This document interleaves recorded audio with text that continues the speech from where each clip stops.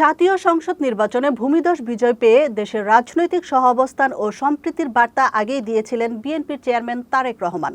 তার প্রতিফলন দেখা যাচ্ছে এবার বাস্তবেই। আজ সন্ধ্যায় জামায়াতে ইসলামের আমির ডাক্তার শফিকুর রহমান এবং জাতীয় নাগরিক পার্টির আহ্বায়ক নাহিদ ইসলামের বাসভবনে যাচ্ছেন তিনি। জানা গেছে রোববার সন্ধ্যা ৭টায় জামায়াত আমির ও রাত ৮টায় নাহিদ ইসলামের বাসায় যাবেন তিনি। এর আগে গতকাল শনিবার রাজধানীর একটি হোটেলে আয়োজিত নির্বাচন পরবর্তী সংবাদ সম্মেলনে জাতীয় ঐক্য ও সহযোগিতার উপর বিশেষ গুরুত্ব আরোপ করেন তারেক রহমান।